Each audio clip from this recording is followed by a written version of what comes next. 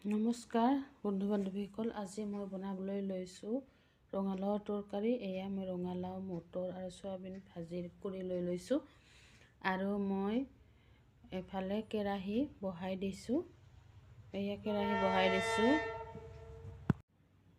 কেৰাহীখন গৰম হোৱাৰ লগে লগে মই দি দিম ইয়াতে মিঠাতেল। এয়া মিঠাতেল দি দিছোঁ আৰু তেলখিনি গৰম হোৱাৰ লগে লগে মই ইয়াতে কাটি থোৱা পিঁয়াজ, তেজপাত, শুকান জলকীয়া আৰু পাঁচফোৰণখিনি দি দিম।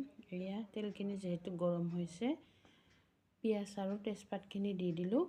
এতিয়া এইখিনি মই অলপ ৰঙচুৱা হোৱালৈকে ভাজি ল'ম। আপোনালোকেও ৰঙচুৱা হোৱালৈকে ভাজি ল'ব। পিঁয়াজখিনি ৰঙা নপৰিলে তৰকাৰীখনত ভাল নালাগে, সেইকাৰণে অকণমান সময় ভাজি ল'ব। এতিয়া মই ইয়াতে কাটি থোৱা ৰঙালাও, আলু এইখিনি দি দিলোঁ। এতিয়া এইখিনি দি ভালদৰে এবাৰ লৰাই দিম, যাতে গোটেইখিনিতে তেলখন ভালদৰে লাগি ধৰে।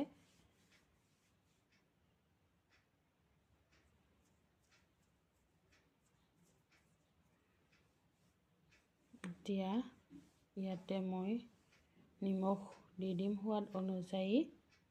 আপোনালোকে যেইজনৰ জোখাৰে বনায় সেই অনুপাতে আন্দাজ কৰি নিমখ দি দিব। এয়া মই দি দিলোঁ এচামুচ নিমখ। এতিয়া নিমখ দিয়াৰ লগে লগে দি দিলোঁ কেঁচা মটৰখিনি। কেঁচা মটৰখিনি মই খোলাই আগতীয়াকৈ ৰেডি কৰি থৈছিলোঁ। এতিয়া এইখিনি দি অকণমান ভালদৰে হেতাৰে লৰাই দিব, যাতে মটৰখিনিতো নিমখ লাগি ধৰে। এতিয়া ইয়াতে দি দিম আধা চামুচ ৰংগুড়া আৰু ৰংগুড়াখিনি দি ভালদৰে আকৌ এবাৰ লৰাই দিম। এনেদৰে অকণমান সময় লৰাই দিয়াৰ পিছত ইয়াতে মই এতিয়া লগাই দিম ঢাকনি, আৰু ঢাকনি দিয়াৰ লগে লগে গেছৰ জুইকুৰা কমাই দি দিম, যাতে ভাজিখন তলাত লাগি নধৰে। এয়া ঢাকনি উঠাই দিলোঁ। অকণমান সিজিবলৈ ধৰিছে, গতিকে মই যিহেতু তৰকাৰী বনাম সেইকাৰণে ইয়াতে দি দিলোঁ এগিলাচ পানী।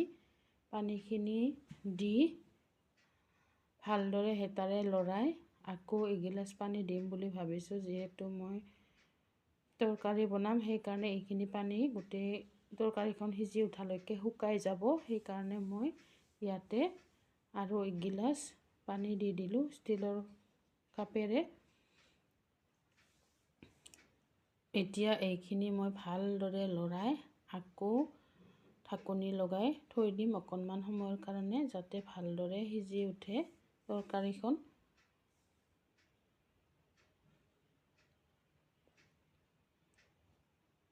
এয়া উতলিবলৈ ধৰিছে পানীখিনি, আৰু এইফালে মই ভাজি থোৱা চয়াবিনখিনি এতিয়া এইখিনি পানীখিনিতে দি দিম। যিহেতু পানীখিনি উতল আহিছে সেইকাৰণে উতল অহাৰ লগে লগে চয়াবিনখিনি দি দিলোঁ।